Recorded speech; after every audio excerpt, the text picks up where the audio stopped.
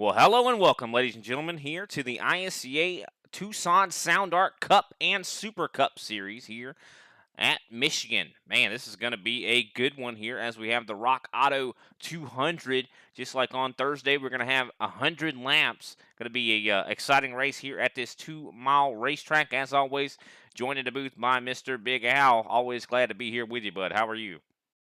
Hey, doing pretty good, Brian. Hey, Big Al's waiting to get this show on the road. It's going to be another exciting one. I think Thursday night was a very good indication of what we got to look forward here tonight. Got a couple of guys going to be actually making that repeat performance, and got a couple of guys going to be new here making the first run at it. Chris Severa definitely being one of them.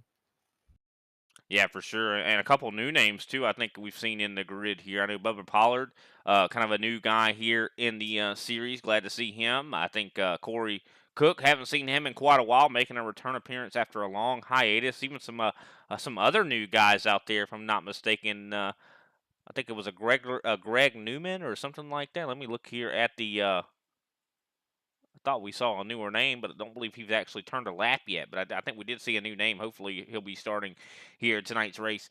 Speaking of tonight's race, as I mentioned before, 100 laps. Stages are on 20 and 40, just like on Thursday. 4 sets of tires down in the pits, 35 laps on the gas. So we'll have to see if that makes any bit of a difference. A little bit less guys here in the race here tonight, but still going to be quite an exciting one, just considering. I mean, this is Michigan. I mean, we saw literally the most insane racing I think we've seen in quite a while on Thursday, Big Al. Yeah, definitely so. And usually, the Saturday night races, a lot less, a lot more tame, I'll say. So I definitely think it's not going to be any less on action. I think we did have quite a few cautions there over on the Thursday night side. Hopefully tonight we won't duplicate that though. Be able to try to get the majority of these laps in under green flag conditions, and maybe we can even see some green flag pit stops, Brian. Yeah, definitely. Hopefully we will see some green flag pit stops. Let's take a quick look here at the point standings for this Saturday series. Looking at the Tucson Cup standings here, Jose Acosta actually atop of the board here in this series here. Definitely coming off of a great third place performance there on Thursday. I expect him to be pretty strong here tonight. He's got 5 top fives, actually tied in the points. Actually, looking at it now with Kenny Powell, so that could change based on how this race goes here tonight. I know Kenny Powell's definitely showed some speed there on Thursday too, so I expect a heated battle between those two. Chris Severa, he's sitting in third in points. Brian Johnson fourth. Robert Pattengale fifth. Of course, Brian Johnson, going back to him, he actually won on Thursday, so can he do a repeat action here on Saturday? Robert Pattengale fifth place in the points right now. Ryan Strunk sixth. Seventh, Paul Olson. Eighth place, Gary Adamson. And ninth place, Greg Wychinski. 10th place, Darren Mullins. And let's take a quick look at the Super Cup points, which covers the actual whole NASCAR season. And looking at those points, Chris Severa well out in front. He grabbed his 8th win of the season, I believe, last week at the Indianapolis Road Course. Second place right now, Kenny Powell with 3 wins. Jose Acosta, third place with 2 wins. Eric Kling, 2 wins. Fourth place, John Schaffner, 2 wins. Fifth place, Ryan Johnson, 1 win. Sixth place, Ryan Strunk. Seventh, eighth place, Greg Wychinski. Ninth place, Robert Pattengale. 10th, Gary Adams. Take a little bit further back into the points here. 11th, Paul Olson. 12th, Al Kozlowski. 13th, Darren Mullins. 14th, Frank Flores. 15th, Kenny Thompson. 16th, Chris D. Johnson. And on the outside looking in there, 17th, Brooks Dirting. Haven't seen him actually on the track in a few weeks here, so I don't know if we'll see him here tonight, though. And qualifying is getting ready to wrap up here any time now, so why don't we go ahead and take a quick step away here, pay some attention to our national anthem here. Definitely, I have a lot of national pride flowing through me tonight, Big Al. We'll be right back.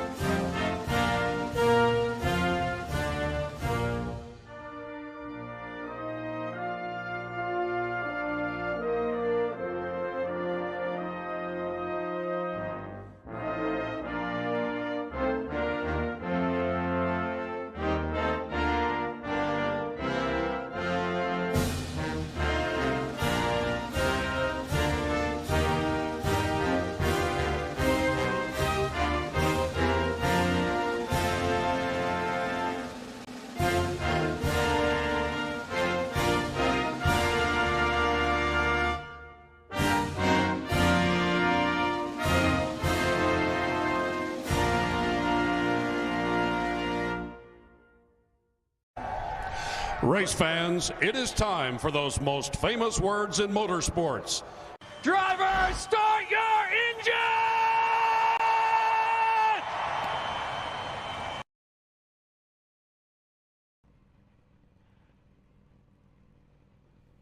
And we are back, ladies and gentlemen. It looks like the grid has gotten set here, so let's go ahead and take a quick trip down through where everybody is position-wise. Jason Baker going to grab the pole with a 38.9. He was the only one to be able to get underneath a 39-second lap, so great job from him. Corey Cook in second place. Chris Johnson in third. Austin Greer in fourth. Fifth place belongs to Jose Acosta. Chris Severa in sixth. Kendall Levron seventh. Kenny Powell in eighth. Brian Johnson in ninth place. Kenny Thompson rounds out our top 10. That's going to put John Mullins in 11th with Eric Clean in 12th. Paul Ozen's going to line up in 13th with Derek Jacobs alongside him. And then our last row is going to show Ryan Strunt with Bernard Pollard alongside him. Brian, I think as we're getting ready to take this thing green, the key for these drivers is going to be stay on the throttle, stay in control, and stay out of trouble. Oh yeah, that is going to be absolutely the key. We saw a lot of guys get some major damage there on that Thursday race, and with this, I mean, we say it. I think every broadcast that we have these next gens, you know, the damage model. I mean, that is the key factor here. I mean, you could hit the wall in a certain way and it'll be fine, but if you hit a wall the next time around, your wheel comes off. I mean, it is just so unpredictable on how your car is going to react to any sort of damage. Of course, the chassis are really tough, but man, this is going to be exciting. I think this is going to be a race of attrition in a lot of ways. Of course, probably going to see some heavy battling. That is for sure. But I can't wait to see what this is going to look like. I mean, definitely a great job for Jason Baker. Could he get his second win? I know he recently just got his first win, I think, at Atlanta earlier in the season. So this could be a similar situation for him. Could he pull out that same kind of tire strategy later in the race? That could easily play out, just considering on Thursday we saw Brian Johnson literally win on new tires. I don't know, man. I'm kind of torn because although I am an Army guy, I got to kind of give a little bit of love, though, to Jason Baker's paint scheme there representing the United States Marine Corps. Semper Fi. Hoorah. I kind of love it, man. And you're right, man. Hopefully he can keep his pace because this race is going to break down into 3 stages, that first one, that second one, and then that third. So those stage points, they're going to be ever important. So the top 10 are the only ones that are actually going to benefit from that. So it's going to be interesting to see if these guys can actually stay clean and benefit from that, Brian.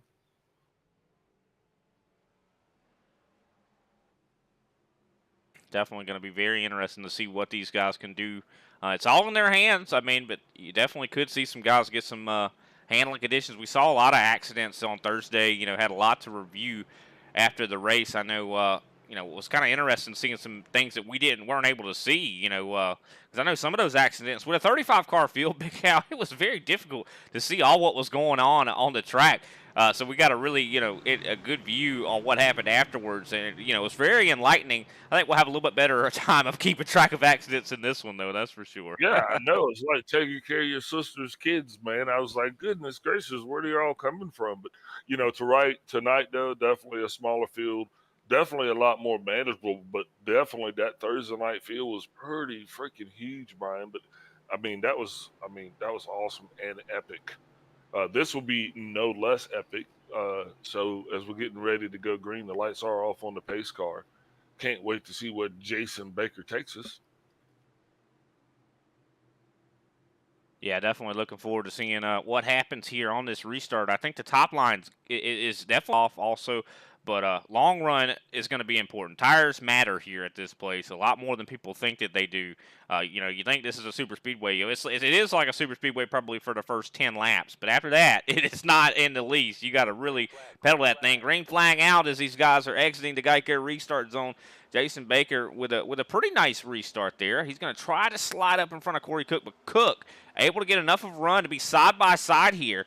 Even side by side back there for fifth. You see Chris Johnson and Chris Severa battle of the Chris there for fourth place. Yeah, and these guys are definitely going to be trying to get that track position. And like you mentioned earlier, that high line is going to be key. So watch these guys down on the bottom. They're going to be trying to integrate themselves up top as quick as they can because they understand that's the easiest way to stay kind of on the rhythm. But with this thing just starting, you don't want to get too racy. You just want to kind of get in where you fit in, if you will, Brian. 100%. You see Brian Johnson, Thursday's winners right now side by side with the 24 of Kenny Powell. That is for 8th position. Yeah, I was getting ready to say we had Jason Baker coming 3 wide through the corner. Not sure what actually was going on with him. Looks like he has got himself settled back out. So something maybe handling in the first couple laps. You know, because one thing I think we did mention on Thursday about these cars, you know, there are multiple different setups that these guys are running. Some are really good in the short run. Some are really good in the long run. Could Baker have a little bit more of a long run car? Yeah, but we're only 2 laps into this thing, so the key is getting those tires warmed up. The first 2 laps, the car is going to be slightly atrocious, and you're going to have to balance that throttle going around the turns, especially with your steering. So, I mean, I think Baker just didn't get hooked up, but there he goes, and he is into the 4 of Brian Johnson, who's going to slap into the side of Kendall LeBron. That just did not look good at all. And that's going to bring it our first caution as well, Brian.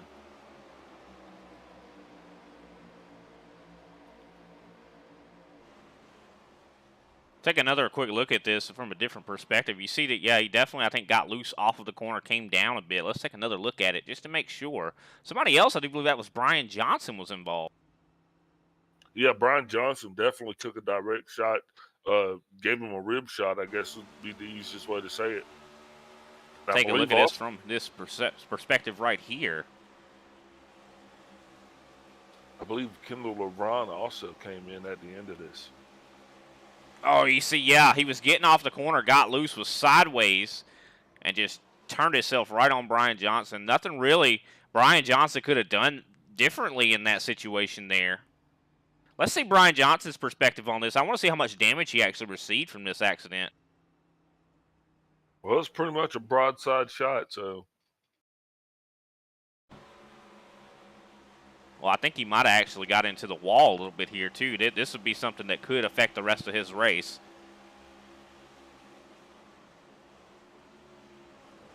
Oh, Kendall LeBron, Ryan Strunk even into the wall, so that's damage to multiple cars there. Yeah, the 77 of Ryan Strunk. And also Kendall. I mean, either one of those guys needed that kind of luck. But, you know, the fortunate thing is this is a long pit stroll. So those guys should be able to get a lot of that damage repaired. But with the caution coming with just 5 laps into this thing, you know, I don't think that Baker is going to be the only one experiencing those kind of handling woes. And I'm not sure. Did it look like Jason Baker took a lot of damage to the nose? You think he's going to be all right? I don't think he really got a lot of damage out of that. We'll have to wait and see. Keep an eye on that car, but I mean, he's definitely going to be feeling something. But I think Brian Johnson definitely got the worst out of that in that accident. I'm curious about Kendall LeBron also. You know, also Ryan Strunk, he got into the wall here. But this has been some good news here for Corey Cook. But already the fireworks shooting off here on the first 5 laps. I mean, man. You know, give it a little bit of time, guys, before you start driving so hard. I think, Jason, if he had just been a little bit more careful there, I think that car was just really loose in the beginning.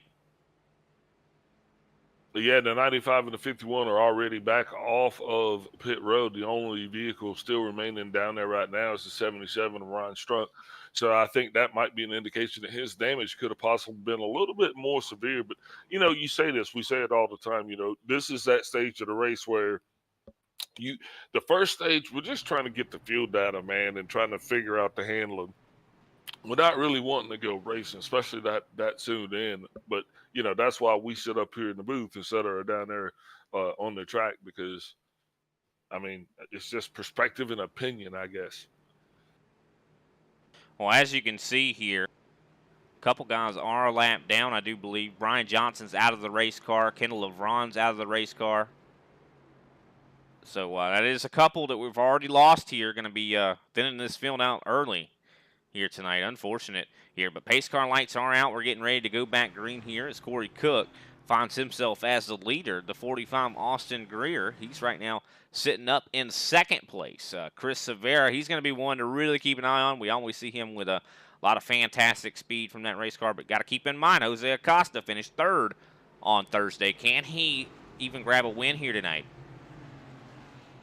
Yeah, where did Christy Johnson finish? I actually do not remember. I know where Brian Johnson finished. He finished in first. All right, okay. So, Jose, is still a lot of racing left in this thing, though, and a lot of guys are going to start to show speed in different forms. So, we just got to let them run these laps and see how this thing pans out. I mean, we'll be 7 laps through this thing here at the line. And Ryan Strunk's actually now 3 laps down. Derek Jacobs is a lap down here, so 12 still on the lead lap. Jason Baker being one of them, and he actually was the cause of the caution. You know what? That's one. I'm not picking on him at all, but that is something you see quite often, to where the guys that actually cause the caution usually gets out of it a little bit better than everybody else. Yeah, I think you are picking on him there with that, but the cool thing is he was actually able to continue. And remember, he was our pole sitter. Is now that number 61 of Corey Cook's going to bring us through that Geico restart zone. Green flag, green flag. Green flag back out in the air. Corey Cook, a little bit of wiggle, but he gets a good start there. A little late start, though. He really kind of drug it through the end there. Seemed like he let it go up to the starter. And he moves up to the top there to get a wide arc coming through 1 and 2. Side by side right there behind him, Austin Greer and Jose Acosta battling over second place. Jose Acosta now going to try to go side by side with the leader here. Big bump here coming from Austin Greer to the rear of Corey Cook.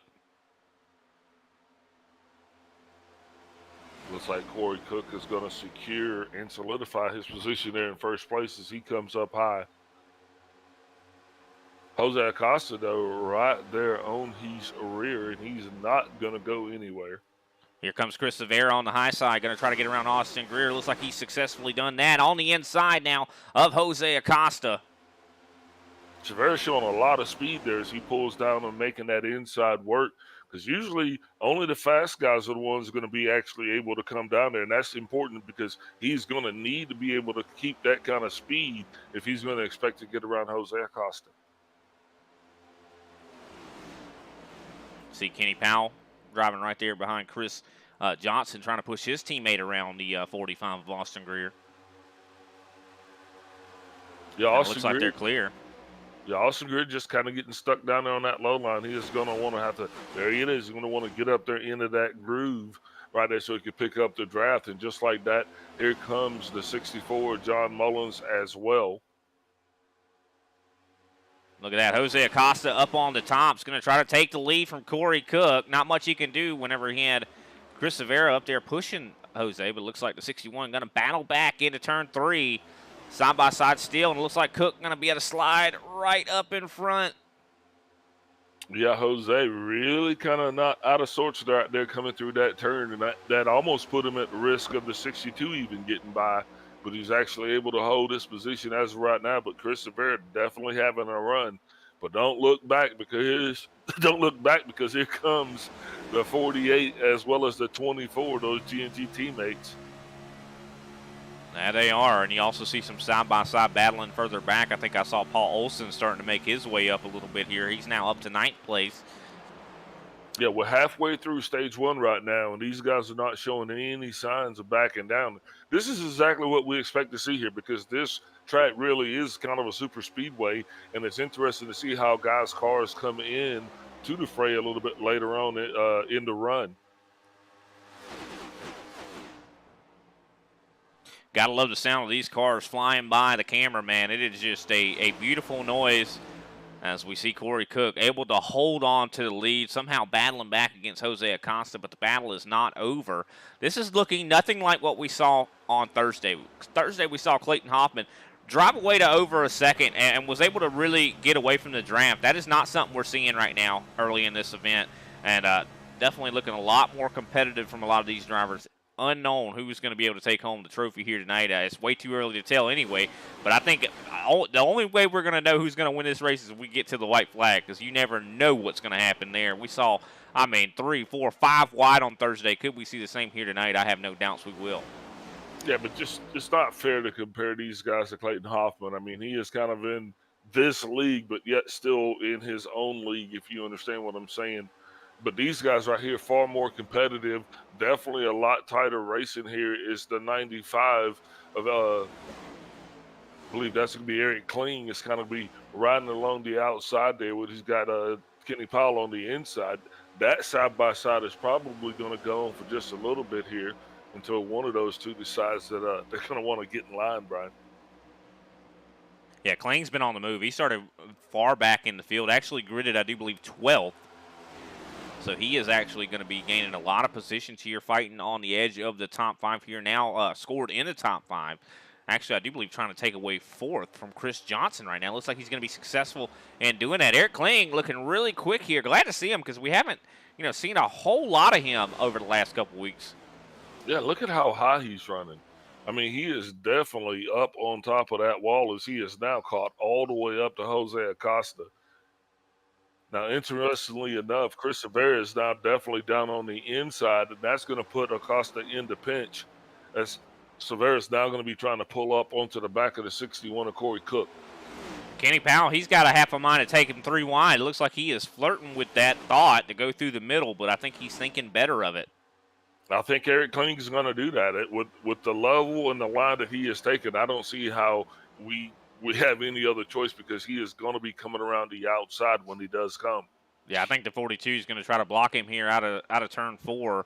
Looks like he's going to be successful in that endeavor here. 42 trying to control both lanes in a lot of ways, and it seems like it's working for him, but a lot of guys will get sick of that after a while here. Eric Kling, I think he's just edged out in front of Chris Severa. Here comes Kling, making a move on the top here for second place. Yeah, Jose Acosta can't be in two places. Oh, in the wall. Kling makes a little slight contact with the wall, but he's got Kenny Powell coming along behind him now, and he's going to be pushing Kling all the way up. Now, if Powell definitely goes down a little bit there, he gets a little bit of wobble that got a little close to the 62 of Severa. But the 61 not able to capitalize on this. He has not been able to get the run that he wanted, nor was the 95 actually able to get around the 42 of Acosta. Yeah, this is a big battle going on right now. All these guys right up on top of each other. A lot of these guys are even teammates, battling like they ain't never seen each other before in their lives. But definitely tire wear starting to rear its ugly head here. Lap times, I do believe, around 40.3 is our fastest right now. Yes, small breakaway there from that lead pack, but they are so enthralled and battling with each other that I don't even know if we can declare a winner, man. We're still going to have to wait a while before we sort this out to even get the stage issue. But there it is. Chris Severa gets into his TNT teammate of Kenny Powell. They bounce off of each other but continue on. And here comes Eric Kling on the inside of Jose Acosta, trying a little bit of a different line. He was running the high side before. But Chris Severa looking like he's getting a little tight. He slides right up in front of Kenny Powell there. We got 17 laps on those tires, so that is that point in time where we start to see that the tire wear does become a factor. So now we'll be able to see if these guys can actually pick and carve those lines with precision as they were early on. But right now, Severus, for the first time, looks like he's actually going to be able to come up and best Acosta for second place. But don't let up yet, Acosta, because here comes Kenny Powell. He's going to try to battle him for third. Yeah, and these guys are battling so hard right now because we're soon to have 2 laps to go here in this stage. So, I mean, they're really trying to get every point they can. That's what Kenny Powell's thinking right now. He's like, I'm going for a championship here. As we see, Eric Kling gets really loose there on the top. That's going to give Kenny Powell an opportunity to get underneath him and maybe even challenge for second here. That was Chris Severa that got a little bit loose there. Sorry about that, yeah. They've been door banging the whole time, and the 61 is using that to his advantage, but he has still got Chris Severa that's coming up behind him, and here comes Kenny Powell. He's going to be trying to get down in that low line and make it work to get his share of the lead. I'll tell you, the person that's really been making it evident how much that clean air matters, Corey Cook. I mean, it seems like it's almost impossible to pass this guy right now. But I think if anybody can do it, it's going to be Chris Severa. As Severa definitely all in that windshield, trying to push maybe Corey Cook into the corner a little bit faster than he wants to go. Make that 61 defensive. You don't want him being offensive. You want him to be defensive because that's when he's going to make the most mistake or the biggest mistakes. And here comes Chris Severa on the inside. He's got a huge run. I think he might have it here as we're going to have the white flag for the stage. And there it is, Chris Severa out front for the first time here tonight. But don't think that the 61 is just going to let him ride off into the sunset, because he is definitely going to be giving chase. And guess what? The 48 of Chris D. Johnson is coming into the fray, because not only does he want to be on the podium, I think he wants to be up in the lead. That he does. And also saw that, Kenny Powell falling back all the way back to 7th place. He was just up here battling for the top 5. So something must have happened that we didn't really get to see very much of. Yeah, not sure, but it might have been something to do simply with contact with the wall, or maybe he just kind of got out of sorts. People get discombobulated around here all the time. But look at the 45 of Austin Greer. He has made his way all the way up into the top 5 for the first time here, as I think that should end the stage. Yep, there is the caution for the stage. And you can see, just touching back on Kenny Powell once again, he actually hit a 43-second lap the last time by, so something definitely wrong with that car. Wouldn't be surprised, like you said, if he got into the wall or something to hurt that machine. But Chris Severa able to grab the stage 1 victory. Chris Johnson able to finish 2nd. Corey Cook 3rd. 4th place, Austin Greer. 5th place, Eric Kling. 6th place, Jose Acosta. 7th place, Kenny Powell. 8th place, Paul Olson. 9th place, Kenny Thompson. 10th place, Bernard Pollard. So definitely a good job for Bernard Pollard. First time in this series, grabbing the top 10. But I think we'll go ahead and take a quick step away. We'll pay a little bit of attention to our sponsors, and we'll be right back. And hopefully we'll be able to talk with Mr. Chris Severa, our Stage 1 winner. There are moments that surprise and delight the mind and the senses. Introducing Sound Art, the world's first truly customizable, concealed, flat panel art speaker system. A revolutionary combination of incredible sound delivered from your most meaningful pictures. When art and technology intersect, there is a seamless blend of creativity and function. Come alive in the streetlight, pulling at the stars in the moonlight. Every time I feel you close. With Sound Art, anyone can print their own artwork or pick from numerous licensed artwork that we have. The possibilities are limitless. Enjoy beautiful and amazing sound throughout your home. The entire surface of your artwork generates incredibly robust sound. Your art never sounded so good.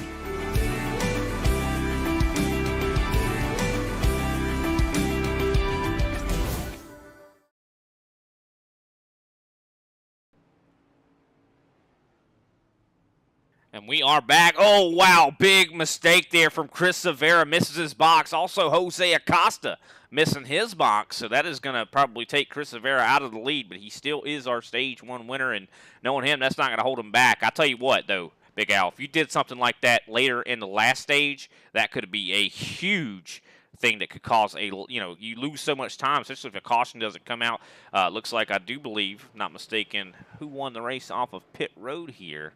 Chris Johnson, I do believe. But let's go ahead and grab up old Mr. Chris Severa and have a chat with our Stage 1 winner. Chris Severa, you're on the air. How are you doing this evening, man? It looks like you flubbed up a little bit there on pit road, but you're able to bring home a Stage 1 win. Yeah, Spotter was getting a hot dog there as we're pitting, and I didn't get my normal countdown. But no, it was a new computer. I just didn't enable the countdown on this one. Oh, okay. But no, that was a fun stage. Definitely seemed like it. I mean, you guys are racing pretty hard. Verging on 3 wide a lot of times there. I mean, seemed like it was difficult to pass on the bottom, but then somehow you were able to make that pass on Corey Cook. I mean, what was making it so difficult? Yeah, it's just the draft down the straights being so long here. You really need to be up in the top side, but then you really have nowhere to go unless somebody gives up their right rear. So, I mean, it's just waiting on that, and I guess just waiting on the tires to wear off on everybody else's and just seeing what we can do. But, for being on the bottom there, as long as we were, I felt like the tires were still pretty good, even once we were able to get back up there in the top. So, we'll see. We definitely will, man. Well, we wish you the best of luck. Hopefully you can get your 9th win here tonight. Who can we shout out before we will let you go? Yeah, Guess and Go, Team Watson Racing for the set. You guys, as always, Tucson Sound Art. Yeah, all you guys, appreciate it. All right, well, we definitely appreciate you also. Good luck to you. We'll let you get back at it. Thanks, guys. That was Chris Severa, your Stage 1 winner. Going to be one to watch all night long. He has definitely always got a tremendous amount of pace. Unfortunately, made a mistake there on pit road, but it didn't cost him too much. I mean, he's only back to now 4th place. But can Chris Johnson take advantage of this? Can Corey Cook rebound and take that lead back, Big Al? Well, Corey Cook now is up front, and I mean, that's what he needs to be. And I think that first stage being over, that first stage is all about collecting that data. Now it's time to go out and we got to start racing, because at the end of stage 2, that's when you're going to start looking at that track position, because ultimately how you come out of the pits at the end of stage 2 is going to determine how well you're going to be racing there as we start stage 3. But the lights are off on the pace car, like you said. He is soon to be getting out of the way, man. And just like that, we're going to be waiting for these guys to get us in that Geico restart zone so we can go racing again. That we are. Here comes Chris Johnson up to the gears way early there. Chris Severa diving on the inside because the 45 did not get up to speed in time. Already some fireworks. He is definitely going to use that drag race, and he is winning it, going to the inside. He is going to push Corey Cook high, but nope. Corey Cook's going to get the drive off going around the inside, but he is loose. That's going to put him down on the inside, and he is going to lose a bunch of positions. But guess who has got the lead? Chris D. Johnson, and he is on his way home. Kenny Powell now going to go by the 61 on the inside as well for position. Yeah, took it 3 wide. We saw Kenny Powell. It looked like he was having some issues there towards the end of that last stage. It looked like he's got that all fixed up and sorted out, as he was able to make a huge dive there on the 61. And now some big racing here, side by side, the 45 and the 42. Yeah, Corey Cook definitely off the pace a little bit there. He got way out of sorts, man, and it cost him all the way from 1st place all the way back now to 6th place. He is at the tail end of that lead draft, though, still, Brian.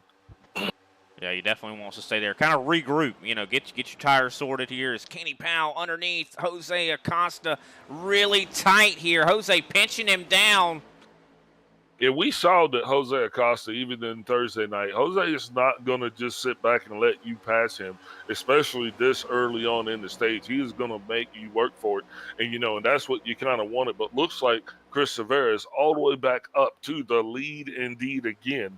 And that's got to definitely make him be feeling good, because he's going to be in that good air again, Brian.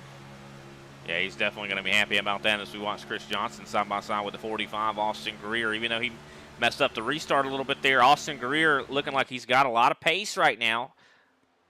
Yeah, kudos to Austin Greer, because, I mean, now he has definitely got that 45 on a mission. That High Rock Vodka Chevrolet he is now going to be contending for 2nd place, and if he can make it stick there, it looks like Kenny Powell's going to come up and push him from the rear. He might even actually be able to contend for the lead here eventually. Yeah, it looks like he's backing up his corners a little bit there, and he's getting good drive off, that's for sure. Oh, he gets loose. Really big wiggle there, but good save there for the 45. Didn't even lose that much momentum.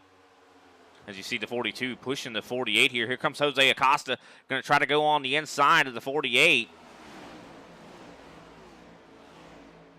Wow, look at the 42 go. He is getting a good run there on the front stretch here. And he is going to have to make that pass stick early, because, as those tires start to wear out, man, you don't have the ability to make those precision carves like that, because what's going to happen is you'll start to feel the tail end of the car start to slip out on you a little bit. But right now, you want to save that right rear tire. That's the one thing that these drivers, in most races, you're worried about the right front, but here you're worried about the right rear. Oh, caution is out on the racetrack. Looks like Paul Olsen involved. Paul Olsen. We're going to have to take a look back and see who else is involved in that one, Brian. I think that's Kenny Thompson maybe involved in this one. Let's take a look back at it real quick here. We see Paul Olsen. He's up on the top line.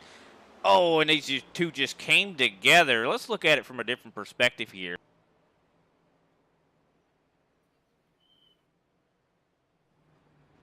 and nobody wanted to see that one. I think we just tore up a couple more, and that is the 22 of Kenny Thompson. You called that one direct.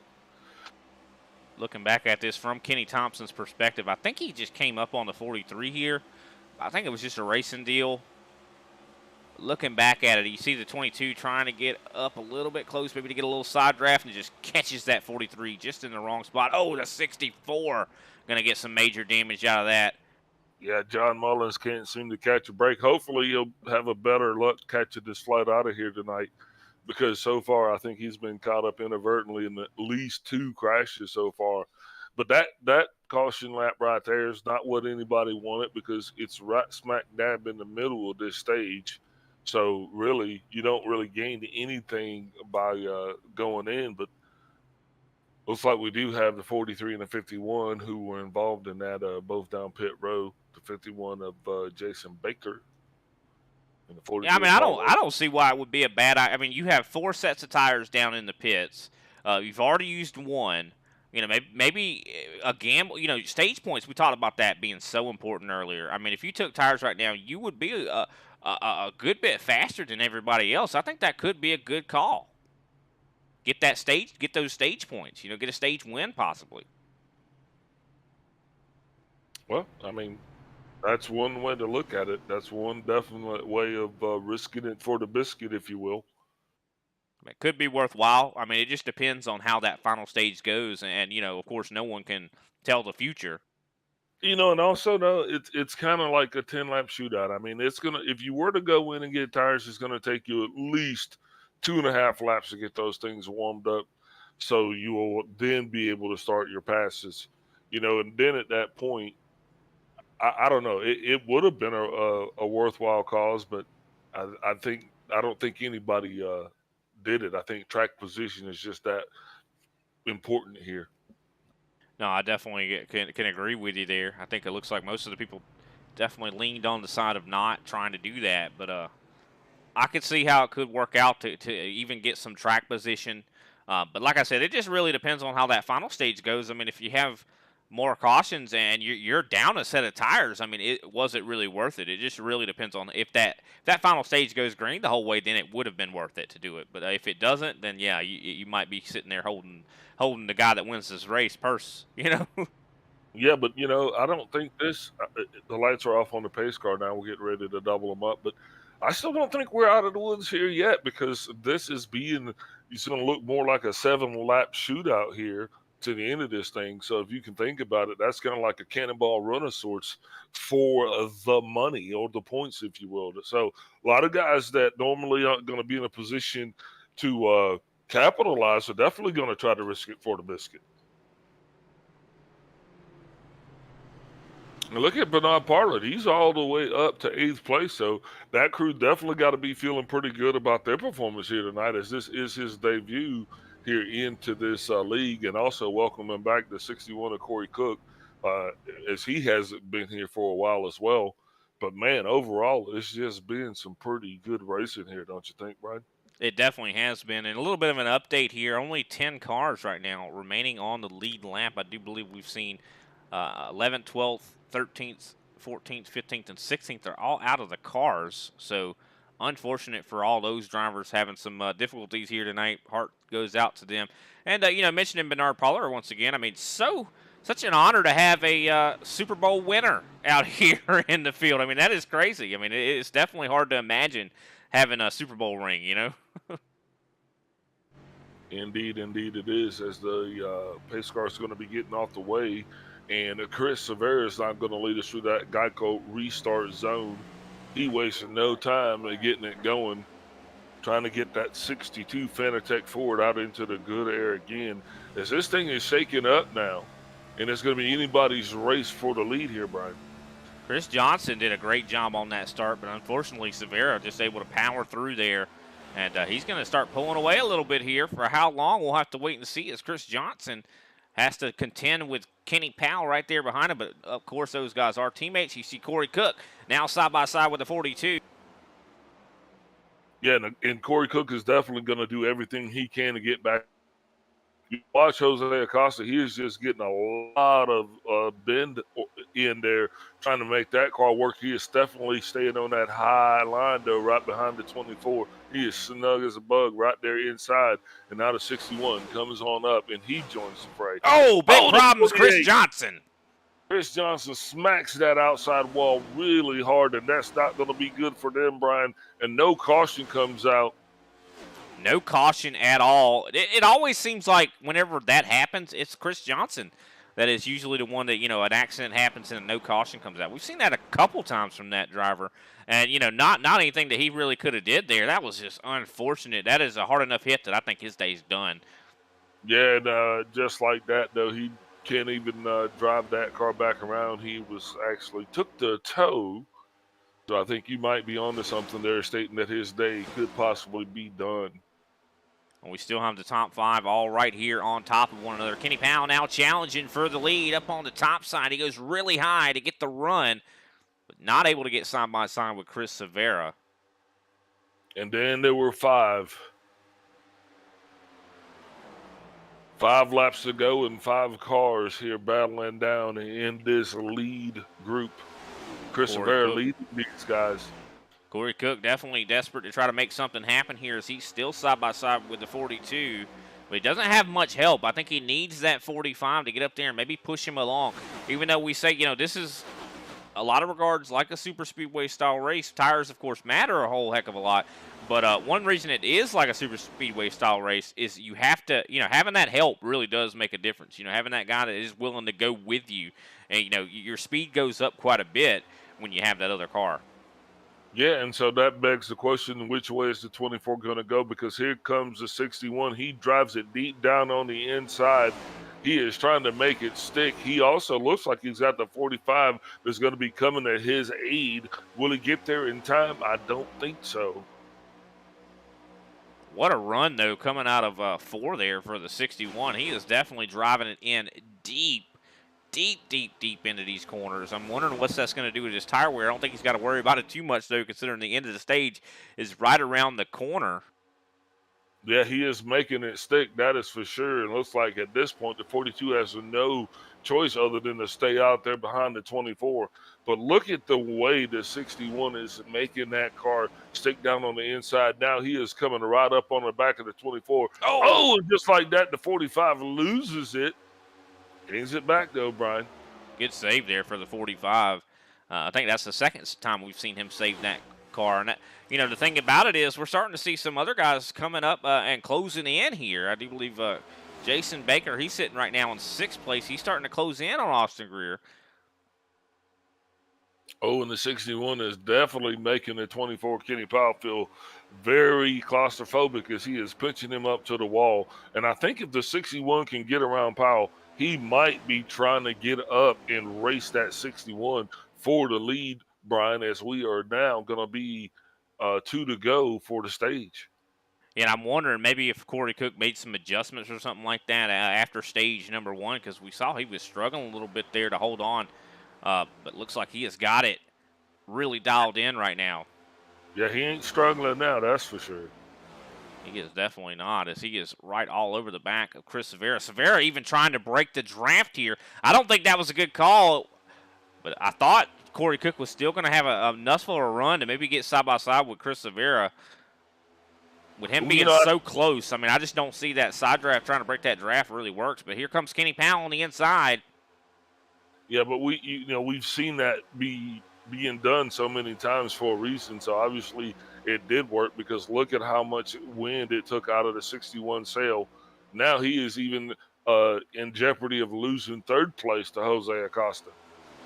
He definitely is here. He's got to regroup here quickly. Otherwise, he's going to fall him behind that John Deere 42. Looks like he is able to regather himself and still sitting in 3rd place right now, as this is the final lap here of the stage. Looks like Chris Severa could try to go back-to-back, and I think he's got it. 4/10 he's got right now on Kenny Powell. Yeah, he shook it up just enough, just at the right time, but I think in order to keep that to himself. But just like that, these 2 guys are still racing across the line. Caution has not flown yet, so this position is still up for grabs. Caution should be out any second now. I think the 42's got it. Still no caution flag flying. Kind of interesting. It's taking a little bit longer for this flag to fly. And there it And is. there it is. It looks like Chris Sever is going to be your stage 2 winner. That's to put Kenny Powell in second. Jose Acosta comes home in third. Corey Cook in fourth. Austin Greer in fifth. Eric Kling sixth. Jason D. Baker in seventh. Bernard Pollard in eighth. Paul Osen ninth. And Chris D. Johnson being scored in 10th. But I don't think he's still with us right now, Brian. Yeah, definitely not. A lot of drivers have made their exit here, or just could be trying to get those required repairs done. Could see some guys show back up here. I mean, get some more positions. I mean, if other guys give up and you're willing to wait that time out, it could be worth your while to come out here and grab a couple spots. I mean, I definitely would be. Yeah, but anyway you look at it, there are going to be valuable stage points up for grab here just for the top 10 because everybody wins. So this is like the I guess those it's like the little league Oprah show football or whatever. You get a point. You get a You point. get a Everybody card. gets a point. Get a point. Yeah, the best. Yeah, right there. The Oprah Winfrey stage point ceremony. Everybody gets a point. With that, though, let's go ahead and throw some points towards our sponsors, guys. We'll be right back.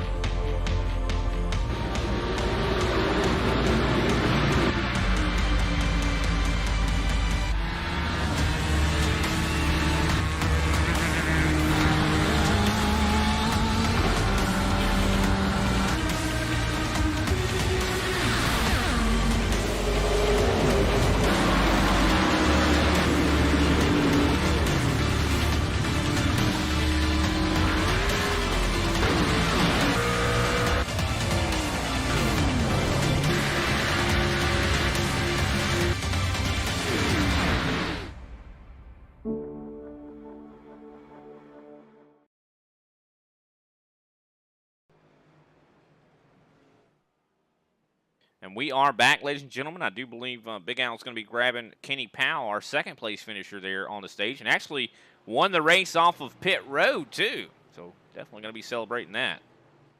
Kenny Powell, this is Big Al up in the booth. You got me? Copy. Hey. Just like that, not only did you go to getting a very cool second place finish in stage 2, but you also won the race off of pit road. How you feeling out there tonight? Man, it's kind of hectic, kind of like Thursday night. Just not quite as many cars in the field, but the ones up front, all the same, feeling anyway. But yeah, I'm here. I got a little bit of damage, didn't get it fixed, so hopefully that doesn't hurt me. And we'll see if I can hold. I think Chris is definitely the one to beat, and we'll see what Jose he's got for us. And yeah, Corey's been up here all day too. So, but I got a rocket ship under me, and I think I'll stay up front. I don't know. I hope I'll be there at the end.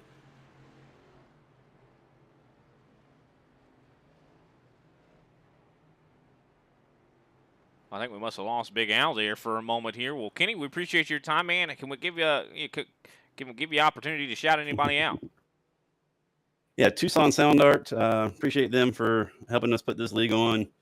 You guys in the booth and my race team, G&G Racing. Thank all those guys. All right, man. Well, we definitely appreciate your time. Good luck with the rest of your race. Hopefully, we'll talk to you later. All right, thanks. That was Kenny Powell, our second place finisher in stage 2. Now is our leader. Of course, the pace car lights are out. We're getting ready to get back under racing conditions here. And to tell you the truth, not as many drivers left here on the track. I do believe we still have 9 on the lead lap. So still enough for some carnage to take place. But I think we're going to have a pretty green final stage here that could present some green flag pit stop opportunities here. Yeah, it's going to be about these guys managing their race at this point. It's not going to be about racing. It's going to be about race management. That's going to be the key. Because you don't want to bring your stuff up prematurely. You want to actually be able to control once you do pit, as the pace car is down now. And Kenny Powell is going to be leading us through that Geico restart zone for the first time tonight. And it's really curious, as the green flag is back out in the air, Chris Severa apparently lost some more positions there on pit road. So could that be something he deals with on green flag pit stops? I mean, we saw earlier, or when we talked to him actually, that he was having problems because of a new PC, not having that set up. That is going to be a mistake that could cost him a ton if that happens under green. He's right now side by side with Corey Cook. Kenny Powell with a little bit of lead. Oh, Chris Severa really side drafting Corey Cook very hard there. He slides up right in front of Jose Acosta. Acosta, I do believe, just tagged the wall a tiny bit there because of reacting to that. Yeah, he's not the only one, though. Everybody is trying to get these cars back in line. Speaking of that, it's good to see that Paul Ocean has actually got his car back up, and he is currently running in 6th place. But Jose Acosta definitely making that outside line work, and if the 45 wants to get by him, he is going to have to do just that and pass on the inside. Bernard Poller, he's also up to 7th right now, fighting right in front of Jason Baker. Glad to see that for sure. He's looking really good here tonight in his first race.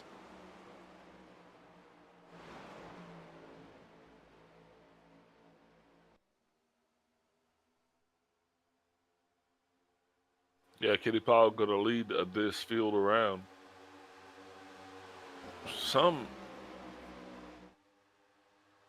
Closing in here on the halfway point here. Corey Cook, though, getting a huge run up on the top. Drag racing in 1 and 2.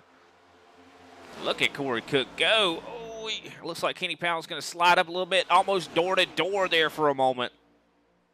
Yeah, Kenny Powell's definitely going to make him work for it on the high side. But you know what? Corey Cook was actually able to pull it off. And now he is going to get back up in the front. And we're going to actually be able to see if he's actually going to be able to run. And nobody so far tonight has been able to get a dominant lead thus far. Just let you know just how close these guys are in competition as well as in setups here at this track. No, it definitely seems like a lot of these guys have a similar pace, that's for sure. I think Kenny Powell even kind of touched on it a little bit here. He felt like, everybody I think has a car that can win this thing. Oh, a little bit of wiggle there. Oh, Chris Severa turns the 42. I don't know what happened there. Yellow is out. Well, I don't know. We're going to have to take a look at that, a closer look at that. 100%. Don't know if Jose Acosta actually made contact with the wall. But that's going to definitely go down as a caution that nobody needed. Not at all. Let's see what happened here. Oh, wow. Jose Acosta into the rear end of the 62. And then you see the 42 up on the top here. Maybe we should go. Oh, wow. A little bit of a touch there, huh? I was saying we should have went to a commercial before we showed all of that on TV. We should have at least gave the people a warning. Why? Because that's going to go down as full frontal contact. I mean, no matter how many ways you look at that, Jose drove in too deep on the corner, and obviously that agitated Severa. Because right here, Severa kind of goes up to the left, comes back in, does it again, continues on. One good thing about it, though, for the 42's sake, no damage out of that. So he did not hit anything. He was able to keep it out of the wall. So good on him to be able to, his race is not over. What we've seen a lot of, accidents here tonight. But, glad to see at least he's going to be able to survive and live to fight another day. But could we see this battle not over? If we'll have to wait and see. But I think you're right. Let's go ahead and take a real quick commercial break, and we'll be right back. I used to have to go in to the auto parts store. Paid too much, never find quite what I'm looking for. Now I just go online to Rock Auto and see all the parts my car will ever need. Lower prices, more parts, more brands. It's so easy to find the right parts fast. All the parts your car will ever need. Rock Auto. All the parts your car will ever need. RockAuto.com.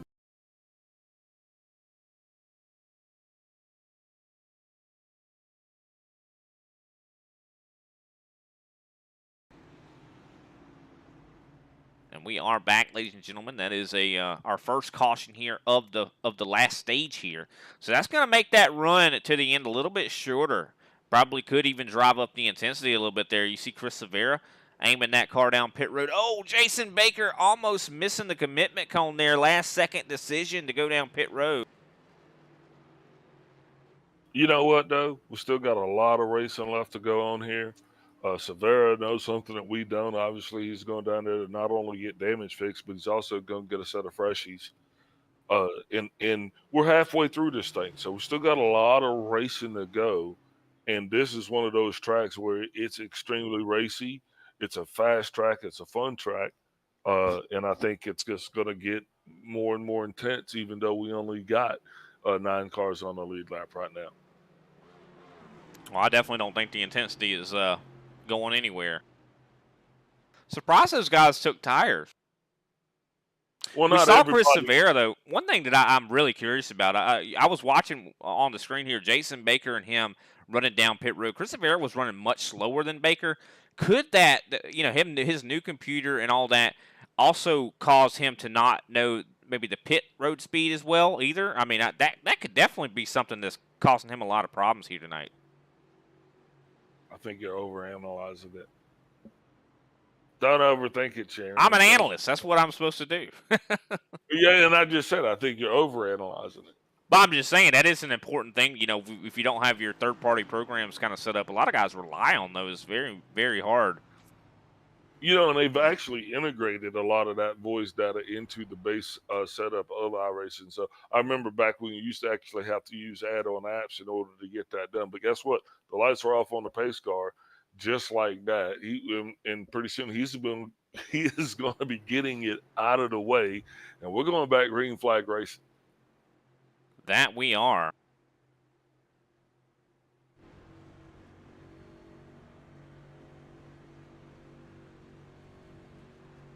You see the stints here up on your screen. The top 4 are on 8-lap-old tires. Everybody else is on fresh tires. Pace car down pit road here. Green flag soon to be back out in the air.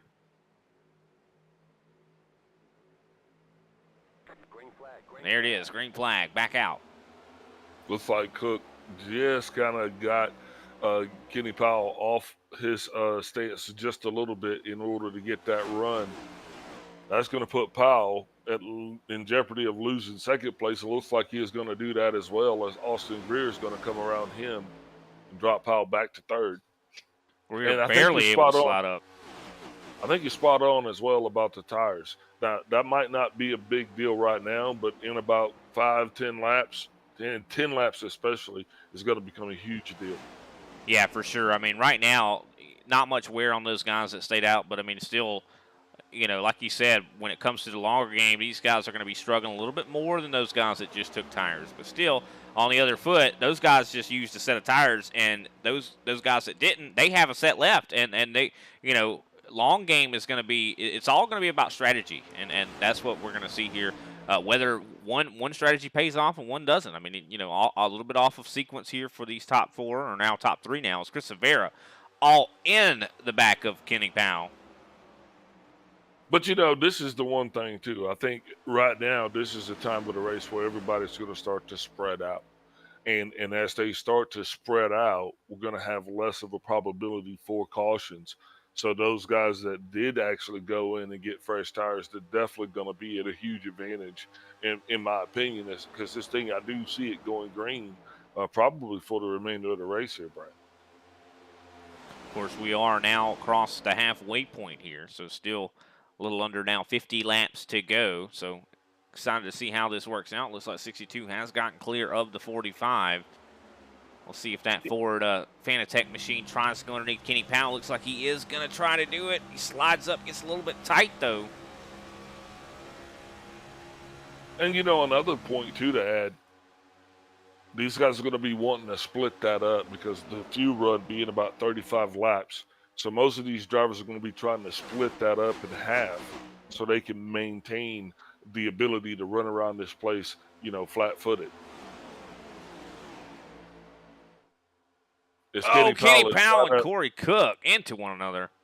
Yeah, Kenny Powell is definitely up there now, establishing his presence to the 61 of Corey Cook, sorry.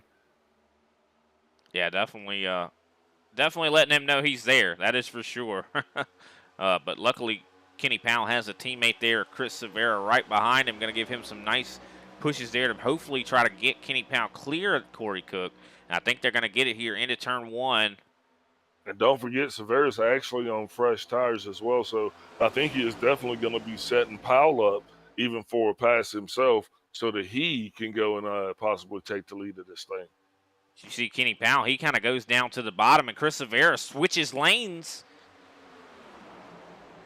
I don't know what Kenny Powell was thinking. I think he got a little bit spooked there with Corey Cook behind him. Yeah, and I think Kenny Powell, I think Chris Severa is going to utilize this as an opportunity to line himself up in the best possibility and the best possible ways so that he himself can get out front. Kenny Powell, though, is your leader. But for how long here? Is Chris Severa coming in on the inside? Can he get there, even though he's got new tires? I mean, but like you said, though, now the tires are going to start to show the difference here. Chris Severa should start to be a lot faster than these guys. Remember when I said I think we were done with cautions? Edit that out of the tape. What makes you say that? I'm curious. Man, we got a lot of racing left to go here, man. And right now, Chris Severa is definitely behind the 24 Kenny Powell. And these guys are going to be getting lined up, trying to make a run there at the 61, and Powell actually has enough to get it done. Yeah, this race is not over by a long shot here. The 45's been really giving some good pushes there to Corey Cook, and Cook's been really good in 3 and 4. You can see it right now. There he is. Yeah, and here comes the 42 of Jose Acosta. And don't think the 42 of Jose Acosta, and don't think for 1 second he's not going to definitely let the 62 know how much he loves him. Oh, yeah, he's definitely going to give him a nice love tap if he gets the opportunity here. It's Kenny Powell back up into the lead. The 45 touched the wall a little bit earlier there. Jason Baker really close to the wall here. Ergo Corey Cook into the wall. That's going to drag a lot of speed off of him. Yeah, absolutely. It looks like the 42 of Jose Acosta is now going to be coming up behind him, and now the 51 threads the needle, and that's going to make it almost a 3-wide situation as the 61 really got into the wall hard, and that's going to cost a lot of time off of him. And just beyond him, you see contact with the 42 and the 61 there. Almost turned the 61. Looks like the 42 is out for blood right now. Well, yeah, he's going to be a little bit aggressive. The 51 of Mark Baker way out of sorts there. That's going to put him at jeopardy of losing at least one spot, as here comes the 42 of Jose Acosta down to the low side. Acosta trying to run the bottom. He starts to lose some pace here as Austin Greer catches back up to the rear end here. Saw Corey Cook. I don't know, Cook must, whenever he hit the wall, dislodge something or knock some of the toe out, because it is definitely not handling like it was. The 45, they're really hammering on the back of the 42 right now. And I was going to say, just in the rear end of that frame, you'll see the 31 of Bernard Pollard. He is now up in 7th place, and he is battling with the big boys for the money here, Brian. That he is. Here comes Paul Olson on the inside of him. Going to be trying to make that pass stick. Trying to fight for 7th right now, side by side. And Chris Severa, and I do believe Kenny Powell, trying to drive away right now. Have about 8/10 back to Jason Baker in 3rd. Look at that. Bernard Pollard, like you said, fighting with the big boys. Paul tried to pass him, and then there goes the 31 to cross him right back over.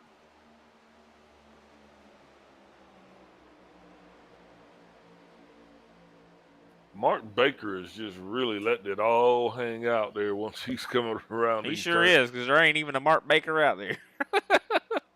Sorry, Jason Baker.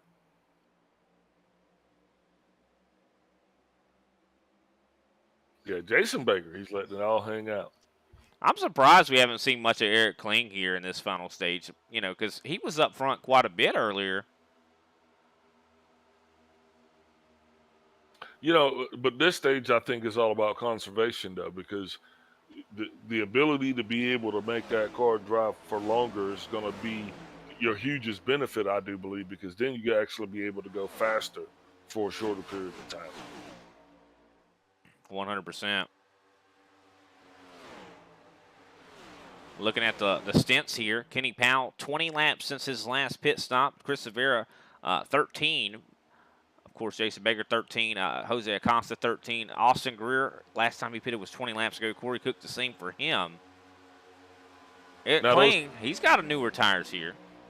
Those 20-lap tire guys, they're going to start to feel a lot of degradation here, like real shortly, because about 25, 30 laps, they're going to be at least 2 seconds off the pace of the guys that are just going to be making it up, to be 20-lap old, to have 20-lap old tires. And you could definitely see that something is got to be wrong with Corey Cook's car right now. Just look at his last lap, 40.982 versus everybody around him is in the 40.7, 40.6 range. I'll tell you what, Kenny Powell and Chris Severa, fastest out there right now. They actually hit the exact same lap time last time by.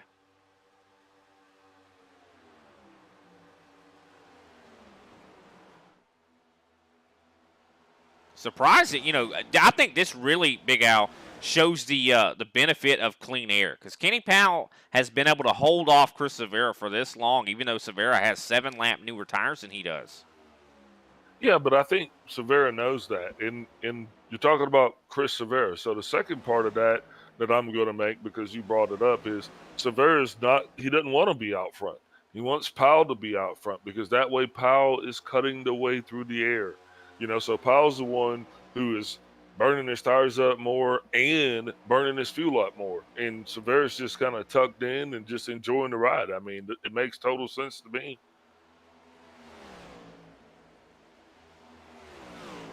Looks like Jose Acosta actually making a position up, able to get by Jason Baker. Now he's up to third. You see the 51 kind of starting to slow down a bit here. The 45 going to be putting some pressure on him as he goes to the inside, or at least tries to. I think he's going to get side by side here in 3 and 4. No, but Austin Greer has kind of been his own worst enemy a lot of times tonight, because for whatever reason, man, he'll get loose, and that'll kind of take him off pace a little bit. So he has got to just, hopefully he can battle through that here tonight and actually be able to maintain those positions that he's making up. Yeah, Jason Baker, though, seems like he has just been struggling all night long. Somehow still up here in 4th, but for how long is the 45 has put a lot of pressure on him. Paul Olson making his appearance, trying to take over the top 5, and it looks like he's going to be successful here. He's got a lot of pace here on this 51. Yeah, fortunately for him, he did not incur a lot of damage there. But here comes Eric Kling, and he is pushing Bernard Pollard all the way around the track as well. And you got to love it for Bernard Pollard. I think hats off to him, just considering, coming into this race, we were watching him in practice, and he was not very quick. But, now it looks like he's really coming to his own. I think he's really started to figure this car out. That's one good thing. Was he not real quick, or was he just not showing his hand? He could have been. You might be right. He could have had an ace in his pocket. You could be right on the money. Yeah, you just first night here. Why show everybody what you got in practice? See Jason Baker trying to pinch down to 31 a little bit here. They're both running a little bit higher on the track. So I think the 31 going to try to diamond it off to get the run here. Eric Kling going to try to go with him. Oh, wow. A little bit of a wiggle there from the 31. Luckily, no contact. Almost was, though. Oh, these guys are battling like it's the last lap. That they are.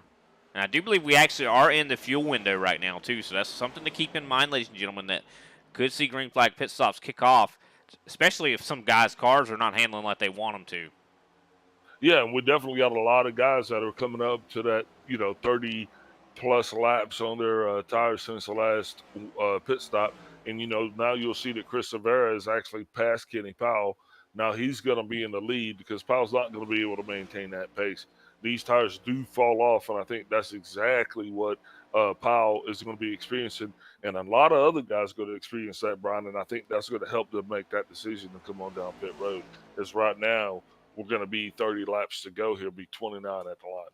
Yeah, with how green this race has gone, I think that those guys that did come down and grab those tires, I think they made a good decision. I mean, you can see now Kenny Powell's starting to feel the effects. Lap time wise, I mean, Chris Severa was able to hit a 40.8 last time by Kenny Powell 40.9. The rest of the field's actually in the 41s here. Jose Acosta 41.1, Austin Greer 41.4, Paul Olson 41.5, 41.5 from Jason Baker. I mean, everybody else back there is definitely well into the 41s. Yeah, the 61 and the 51 are battling side by side. This is going to be an interesting battle because this battle is going to be ultimately for 6th place. The 61 does actually look like he has got the pace to get around him now. Yeah, he definitely got around the 51, but it looks like he got really loose off of the corner, and he lost a little bit of momentum, but it looks like he's going to be able to hold on. You see how sideways that car was coming out of 4, or coming out of 2, I should say. Loose is fast, Bobby. Loose is fast. Look at how Corey Cook down pit road. There it is. He will start those green flag pit stops. Looks like the 61 is also going to be coming. Well, that is Corey Cook, the 61. Yep. Yep. Let's see. Looks like he's going to be the first one to kick it off. I mean, and he's been having some handling conditions. He's also one of the guys that was on older tires. Yeah, I think he actually hit the wall a couple of times too, Brian, and that might be actually affecting his handling as well.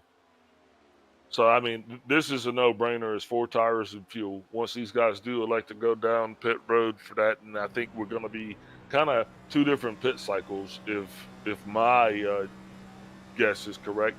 Well, what are you thinking? Yeah, I'm not sure. I mean, I definitely would take 2 tires or 4 tires. I wouldn't gamble with with 2 tires. That's for sure. Oh yeah, that's not even an option. 2 tires at this track, not an option. You got to take 4.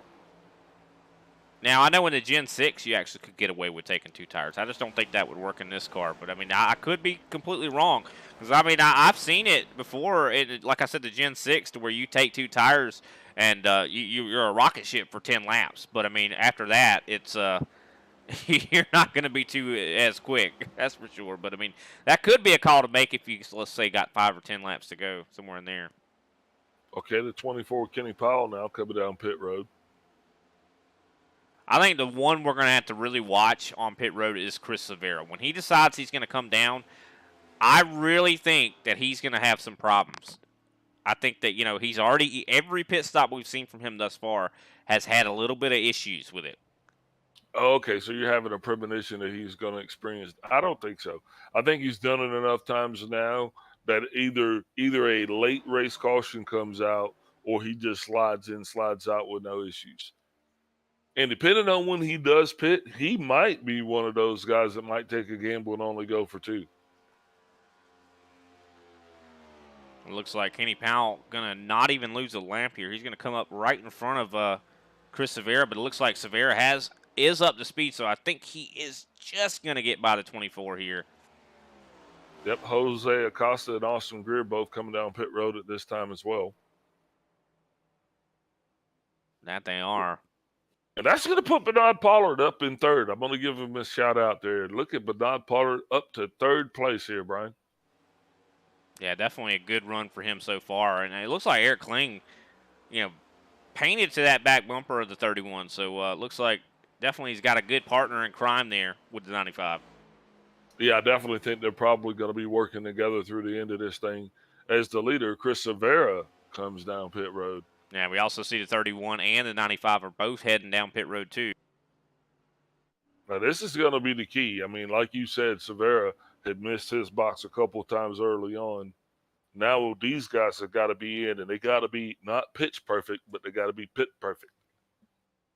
Looks like Severa did not miss his box this time around, but I'm curious how fast he was getting on, pit road, or considering if that pit speed thing is a issue. I mean, that definitely could be. I can't wait to get the chance to hopefully talk with him later. But Jason Baker right now is our leader, and he is the last man that has not pitted yet.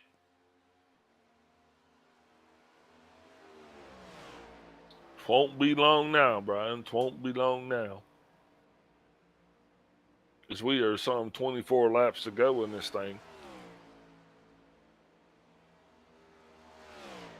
Yep, and Jason Baker, 27 laps since he is pitted last.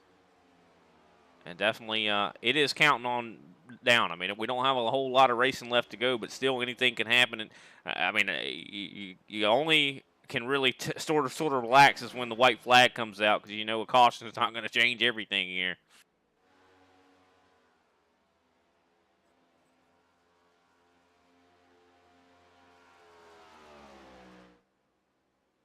And Kenny Powell, because he short pitted Chris Severa a little bit there, he was able to get out in front of him. But it looks like Severa didn't have too much problems on pit road. Looks like he's still going to be in contention for the win here.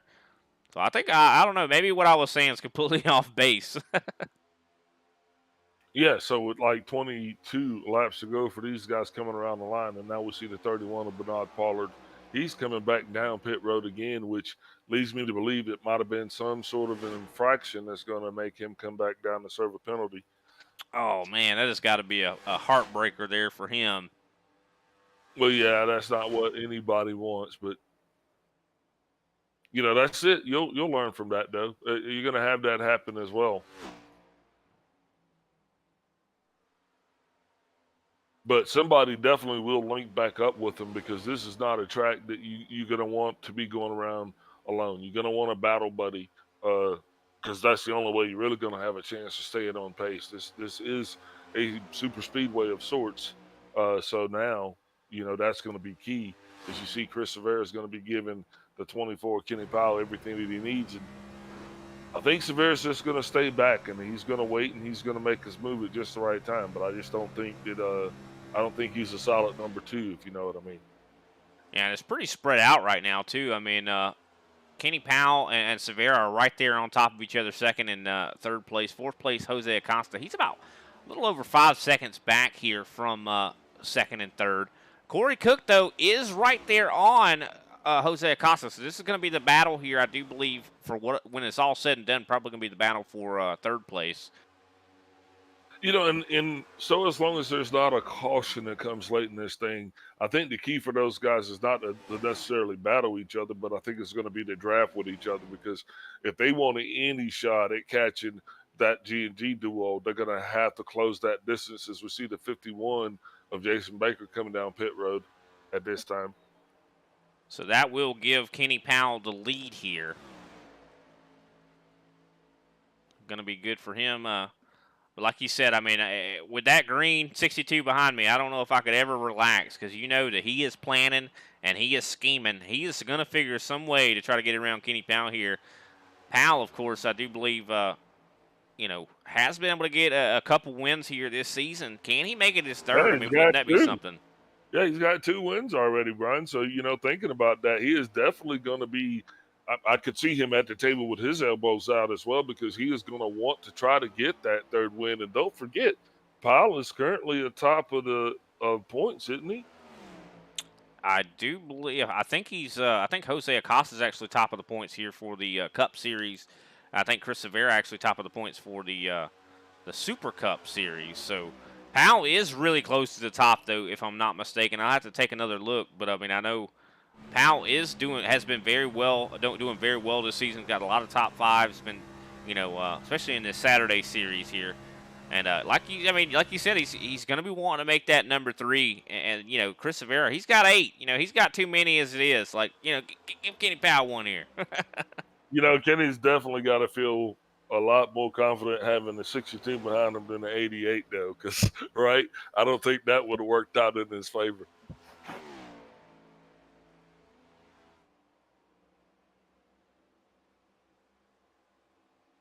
As green flag racing continues here. Looks like Jose Acosta's been able to try to separate. He's been separating here from Corey Cook. So thought that was going to be more of a battle, but it looks like that is not going to be the case, as Acosta securely sitting third place. We got Paul Olson. He's up in the top 5. Great job for Paul Olson here tonight. Especially because he actually spun out a little bit earlier in one of the earlier stages. So for him actually to get back up and running, you know, he's got to be feeling pretty solid about that. Oh, he definitely does. I mean, he's not out of the woods yet, though. The 45, Austin Greer, not too far behind him here. So I do believe 45 is in drafting distance, so we could see that come to fruition as a battle here, as we're soon to have, I do believe, 16 laps to go. 16 laps to go. So wondering just how long it's going to take before Chris Severa decides to make his move. You think he's going to do it somewhere later in the stage? And do you think that Kenny Powell is going to actually fight back? Those are the two questions that I'm posing. Absolutely, Kenny Powell's going to fight back. He's not just going to let him go. Yeah, I don't care how much teammates they are. This is going to be a battle. Chris Severa doesn't ever give up. Kenny Powell doesn't ever give up. This is going to be a title fight here that Kenny Powell's going to want to come out on top. I mean, both of these guys, it's going to be pretty much willpower and skill level here at the end of this thing. And, we never know. We still could see a caution. I mean, we saw green flag pit stops. A caution would change everything, though, and allow everybody to get lined up, and we could see a totally different race. Yeah, absolutely, because then even the decision to pit or not to pit, but at the pace that these guys are running, I think it's just a matter of time before they actually do catch up to the 31 of Bernard Pollard. And his best chance, I do believe, is going to be try probably to fall in behind those guys and try to slip into that, get into that slipstream, I guess you would, try to pick up their draft. But you know what, though, Big Al? What would change literally everything? If a caution came out right now, I want everybody to look at the screen, how many pit stops everybody has taken here. Kenny Powell's only taken 3. That means he's got a set of tires left. Chris Severa's taken 4. He does not have a set of tires left. Jose Acosta's taken 4. He does not have a set of tires left. So same thing with Paul Olson. There's a lot of guys that don't have tires left, and that would change literally the whole game. Kenny Powell would have a huge advantage if a caution came out. Yeah, now the 95 of Eric Clean is actually down on pit road. Interesting to see that. I'm curious what's going on there with that 95. So he is still sitting there on pit road. Has he given up here for tonight? I mean, he had a lot of speed earlier. What happened to that 95 tonight?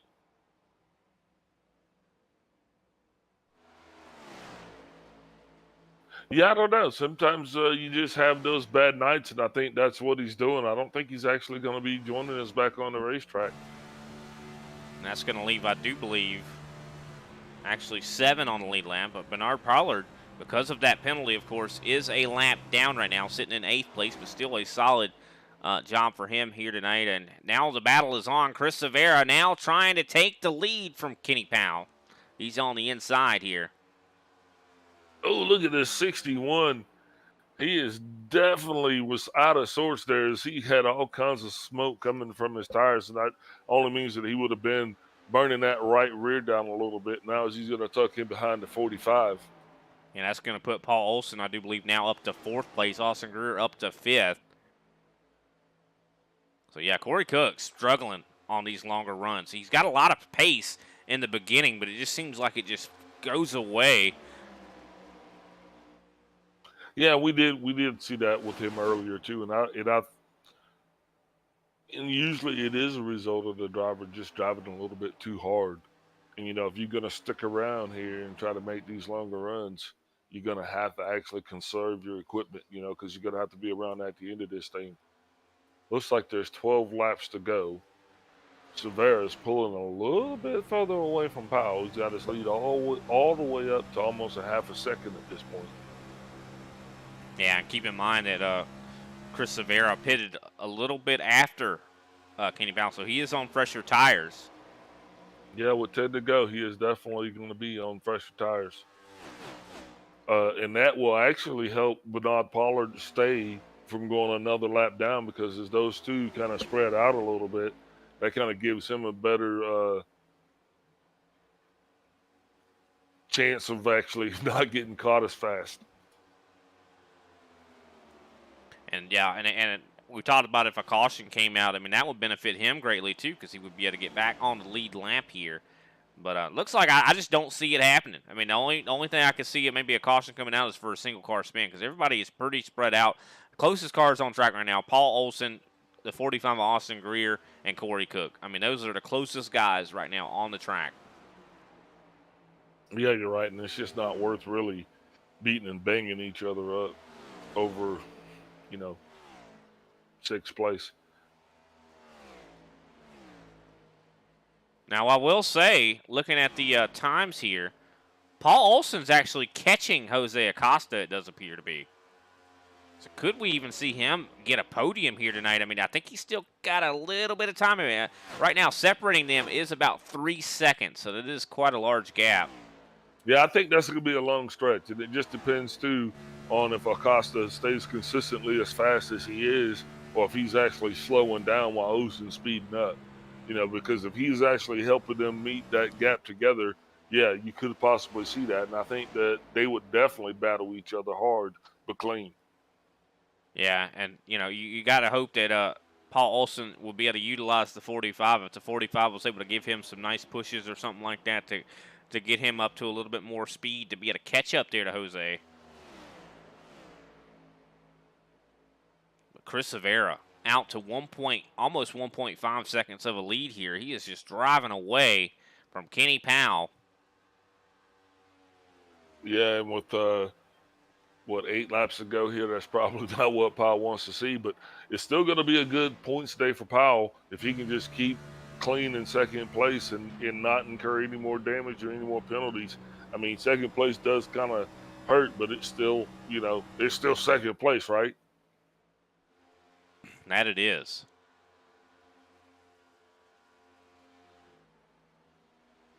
Now, I think the most potential we would have for a caution right now is probably the 45 and the 43 here. I mean, it looks like the 43 is starting to pull away, though, from the 45. But, I mean, if the 45 is like, hey, I see that position. He's right there in front of me. If I could push it harder, then I can get up to him. But, like, that could also cause him to overdrive his car and lose control. And that could be our only potential for a caution here. But I just don't see it now. I think I'm betting against that caution. I don't think it's going to happen. Well, the probability of it happening kind of goes up as we get closer to the end of this thing. But then again, it kind of goes down at the same time. So I guess that's why that's why they call them odds. But Chris Severa definitely putting on a mini clinic here tonight. Not as fast, not as dominant as Clayton Hoffman was there on Thursday night. But remember Clayton Hoffman actually finished, I believe, 7th place. Severa actually coming in here tonight and staying up front and managing his race up front, doing an awesome job. Yeah, I think this is the race that Clayton would have wanted to have, though, just considering. I mean, like, on that race on Thursday, we saw, a green-white checker, and that caused all sorts of pandemonium with guys taking tires, not taking tires. We haven't really seen that here tonight as of yet. Still, I mean, all bets are off. Like I said before, if any hint of some type of caution, I mean, you see Chris Severa, he's coming up on a 31. If anything happens here, if an exchange goes bad here and a caution comes out, the 62 is dead in the water, just considering he does not have a set of tires left here. Yeah, little faith. Everything's going to be okay. As he is now going to be coming around the 31. This will be one of his last passes I think he is going to have to make as we are 5 to go. Yep, now actually 4 to go.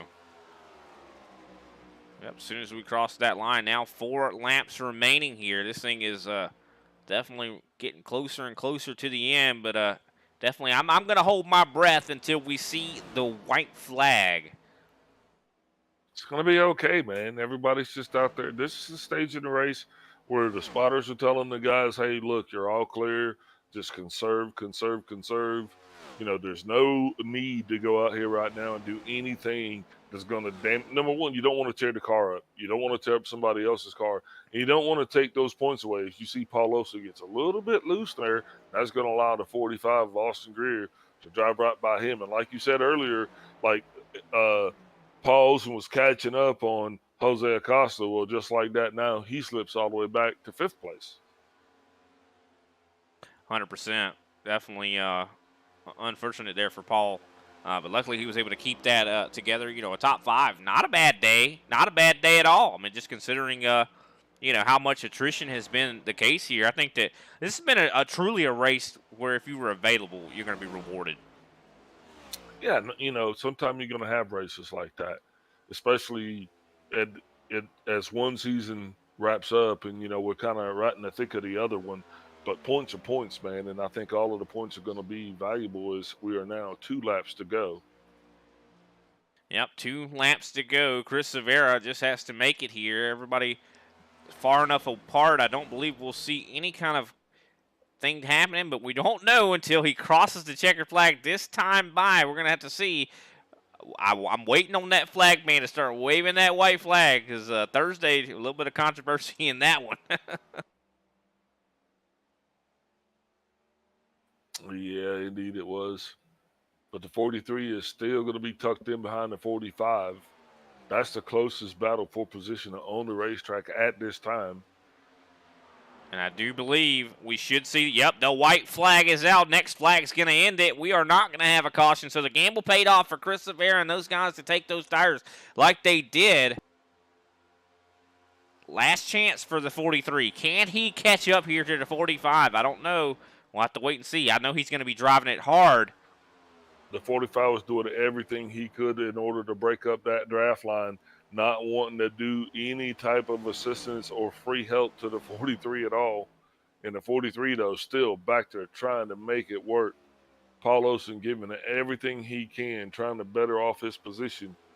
Don't know if he's going to have enough time in order to get it done, Brian.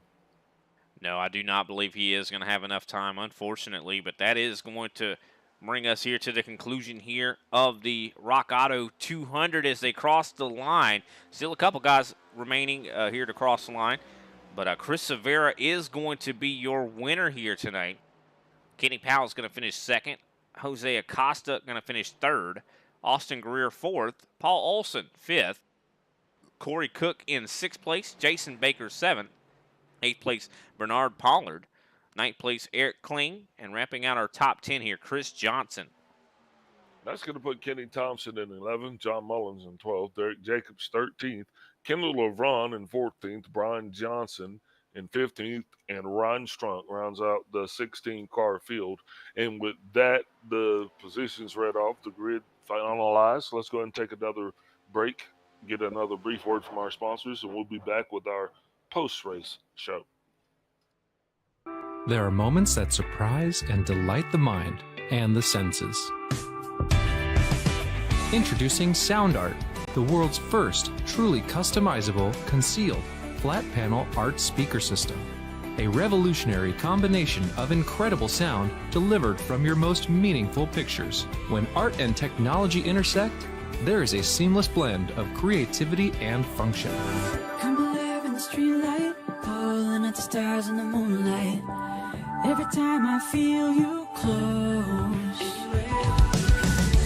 With Sound Art, anyone can print their own artwork or pick from numerous licensed artwork that we have.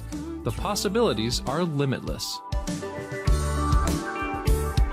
Enjoy beautiful and amazing sound throughout your home. The entire surface of your artwork generates incredibly robust sound. Your art never sounded so good.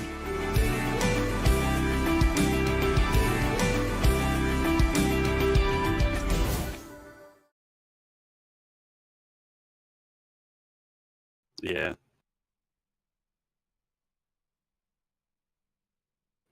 And we are back, ladies and gentlemen, for our post-race show here. We're going to start off with our third place finisher, Jose Acosta.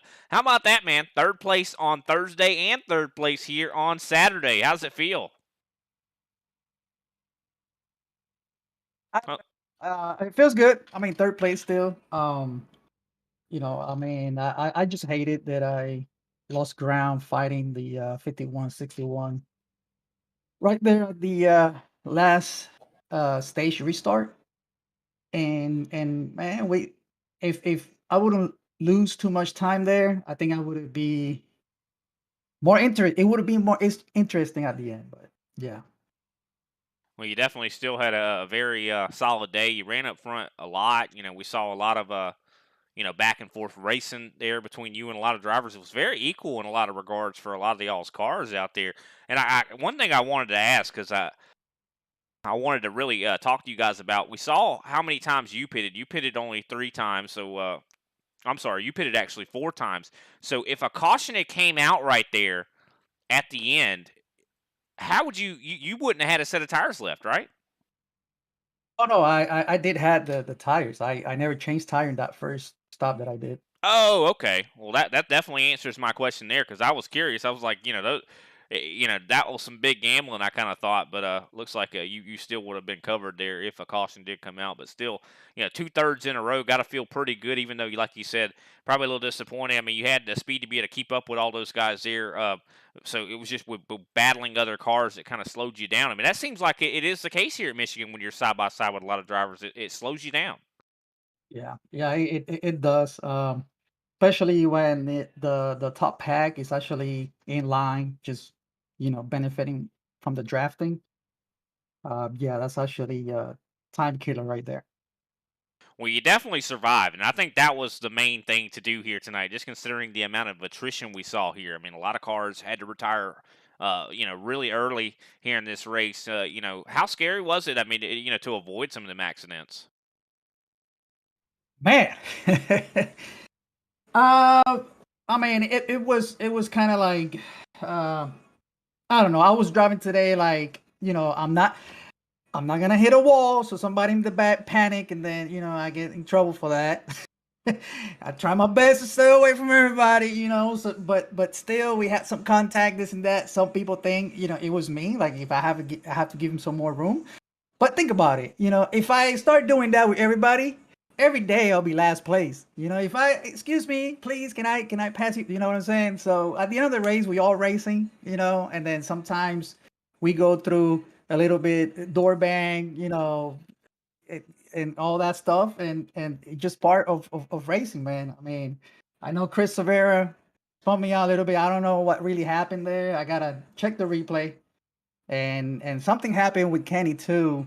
He was ahead of me, and I didn't even have my gas pedal all the way down, and all of a sudden he slowed down, and I tapped him a little bit in the back. I gotta see that too. But yeah, I mean, it's just part of racing, man. What can I say? Especially at a track like this. I mean, it's so hard to react to things when you're moving at almost 200 mile an hour, wouldn't you say? Exactly. It just tough, and I mean, at the end of the day, I finished third. I wish I could have been up there with Kenny and Chris Rivera, but it is what it is. We got third, still good, so I'm happy about it. Yeah, I mean, definitely. Top threes you get, the better your point situation is going to look. I mean, Richmond going to be next week. How are you feeling about that track? Um, I guess I got to do a lot of testing. I know how to race it, but again, everything changed with this car. I'm not sure if I did already race with this car. We already been there. I can't remember right now with this car. I don't think we have, right? I think they may have been, but I think since the last time we've been there, this car has changed dramatically. So I mean, I wouldn't be surprised if it definitely was Yeah. much different than whatever if we have been there. So yeah, I mean, it's just for me, just like just learning how the car handles and make sure that it. First of all, that the car handles really good. That's my priority in every race. And then somehow trying to find speed. So, but definitely we be working on that and see what place we're gonna finish next week. We look forward to seeing you, man. Who can we shout out after this third place finish here tonight? Well, I'm gonna shout out to my mother. She always watch. I'm surprised. um, John Deere, my team, Pandereta Racing Team. Uh, Also my Facebook, Team Puerto Rico Gaming. And I'm gonna give a shout out to my other sponsor that I forgot. It's kind of like in my car and the trunk. It's Manatee Spotter. That's actually the guy that he does the Spanish voice on iRacing. And he's a pretty cool guy, man. I'm just gonna give a shout out to him. His name is Ari Ceja. He's actually on the voice pack on iRacing, and that's the one that I use. Well, man, I tell you what. Next time I need a seat at a restaurant, I'm going to talk to you. But all right, man. We definitely appreciate you, Jose. Always a pleasure to talk to you. Look forward to seeing you next week, man. All right, thanks. That is Jose Acosta, our third place finisher here tonight. Next up, we're going to have Kenny Powell. Big Al's got the mic. Hey, Kenny Powell, this is Big Al up at the booth. You got me? Hey, Big Al. Man, Yeah, so man. from my perspective, looks like you kind of cleaned up tonight, got a lot of valuable points through all three stages. So that's definitely got to make you guys feel better, right? Oh, definitely. I had a good night. Unfortunately, I had a we'll call it an equipment failure right at the end of the first stage. Um, I'll just leave that at that. I wish that hadn't happened. That would have that took away a lot of points for me. I think for the stage because I was up front getting ready, battling for the lead, and my engine cut off and lost 7 spots there. So that sucked. But overall, I had an awesome car, and had high hopes to stay up front. I ended up having 16 seconds damage that I didn't have repaired. So I was also dealing with that. If I hadn't had that, I think I'd have really given Chris a run for his money. So, so why didn't you repair the damage? I mean, because I understand it's definitely seconds are going to matter on pit road, but looking back at it now, will that damage if you had that chance again? I honestly, I think I would have finished in the same position. Because if I would have fixed it, then I would have had to go through what Jose had to go through and battling, through the field. And by the time I got through, if I caught Jose and passed him, I had to gone through Corey and Austin before that, and I think my tires kind of would have equalized Chris's, and I could have caught him, I think, but I don't know if I'd have had anything for him, once I got there. But I don't know. We'll never know what 16 seconds really means. I mean, does it mean 4 seconds? I don't know. Okay. Well, you brought tires up. How was tire wear out there? Do you feel that it really was critical, or was it something that you just think it was kind of just nominal? I mean, tire wear is what it is. They definitely wear. But after you get about 10 laps on your tires, you're wanting new ones. But yeah, after running all week, I knew what my tire wear was. I knew what the car felt like, and I was happy with it. We were good to go. Well, speaking of that tire wear, we're going to be dragging those same tires to Richmond next week, and that's going to be a track that we're going to be visiting for the first time since we've had this new damage in tire configuration. What are your thoughts about that, and how do you think that's going to affect us going into next week's race? I love Richmond. I feel like I have a knack for that track, so I have good, high hopes going into there. Don't know exactly what the car is going to handle like. Don't know what the tire wear is going to be. Historically, it's always a little loose coming off of four, so we'll have to manage that and see if we can get to the front and stay up front next week. Yeah, well, definitely good luck to you there going into next week's race at Richmond because I think right now you're going to need all those points that you can as we try to wrap up the one of those divisions there. But before we let you go, who you shouting out this week? Well, I already gave my shout out to Tucson Sound Art and you guys, my race team GNG, and so I'll give the shout out to Team Watson Racing setup. That's the setup that I had under the hood this week, and it was a rocket ship. Well, awesome. Again, thank you that, and congratulations for your second place finish, bringing home a lot of biscuits tonight, Kenny. Hope you have fun celebrating your win, and good luck to you next week. Second win, but I'll take it. Thanks. Yeah, definitely a great job there from Kenny Powell, our second place finisher here tonight. Next up, gonna be talking with Chris Severa, the man himself. 9 wins on the season, man. Does that gotta feel good? I mean, can you get 10 by the end of this thing? Hopefully, we'll try. We'll go for double digits if we can. Well, it seems like you're well on pace to do it. I mean, you look like you had some speed out there, that's for sure. What were some of the any things that were kind of messing with you? Another question though, did you have tires left? Yeah, I still had a set of tires left at the end there. Well, that's surprising because I was swearing up and down you guys didn't have tires. So you must have whenever you took one of those stops didn't take tires, huh? No, I just came in to top off on fuel. But in hindsight, we had to take 4 tires anyway on the green flag stop, so it didn't really save any time. All right. Well, definitely very interesting to hear that because we were swearing that you guys are on newer tires than everybody else out there. But this seems like you just had, substantial pace out there. I mean, we talked to you before. You were having problems with your green flag pit stops. What all was that? Or your pit stops in general? Was that affecting your pit speed too, like your pace speed too, or pit road speed, I should say? Nah, pit road was fine. It was just spot in the box was a bit more difficult than usual. It was just different master cylinders, not having the spotter, just a bunch of different things. Well, that's definitely interesting. I bet you after this race, you're going to definitely have that hooked up. But it looks like it didn't stop you from winning the race here tonight. How you liking Michigan? It seems like it's definitely been treating you well here tonight.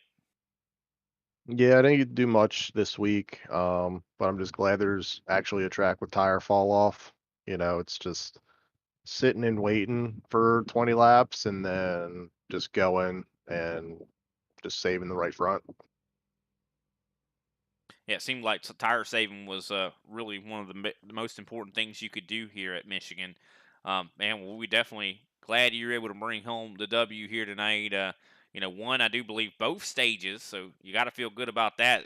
Extra stage points. I mean, you definitely are at the top of the Super Cup season standings.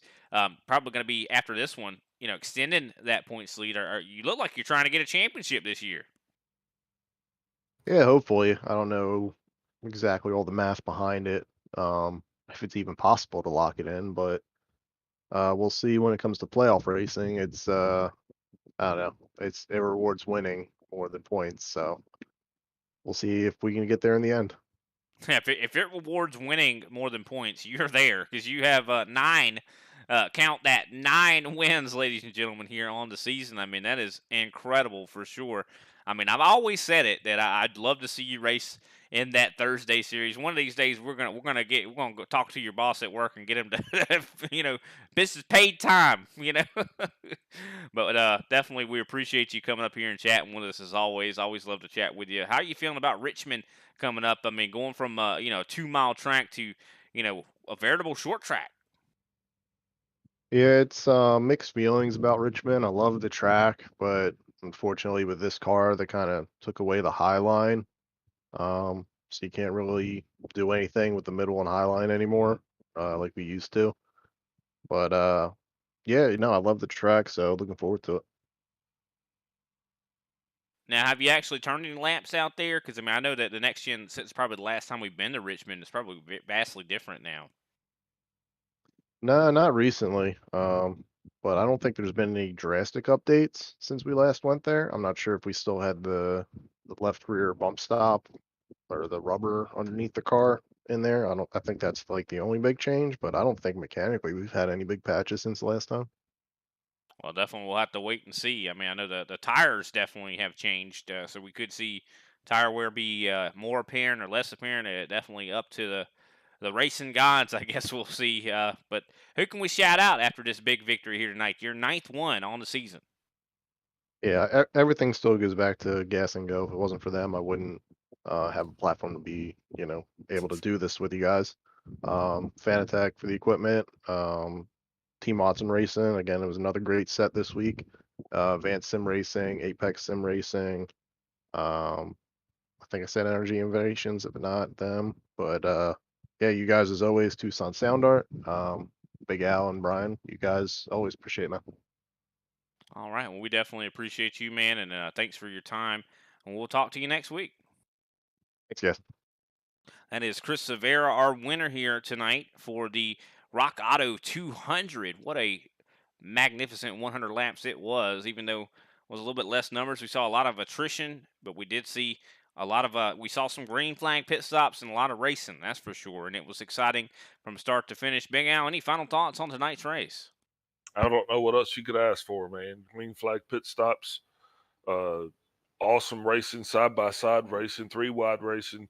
Once again, gave us a lot to talk about. Made an awesome production. Thank you for putting up with me in the booth, man. Thank all of our sponsors, Tucson Sound Art and the ISCA, man. Thank Kenny Powell. And other than that, everybody enjoy your weekend. Yeah, definitely. Everybody enjoy your weekend. Next time the ISCA will be around here Thursday, 15 p.m. Eastern Standard Time is usually when we go live. 9:30 is when the green flag is probably going to end up flying. That's actually when qualifying is going to start. So make sure you tune in around there, 9 p.m. or 9:30 p.m. Eastern Standard Time, as we are going to be tackling Richmond. Definitely a unique track for sure. Very difficult. A lot of throttle control there at that track. Also, make sure you tune in on Saturday around 9:30 p.m. Eastern Standard Time. We're also going to be tackling Richmond once again, so definitely make sure you join us, because there's definitely no other place to be here. And we appreciate everybody out there tuning in, and we'll catch you next time.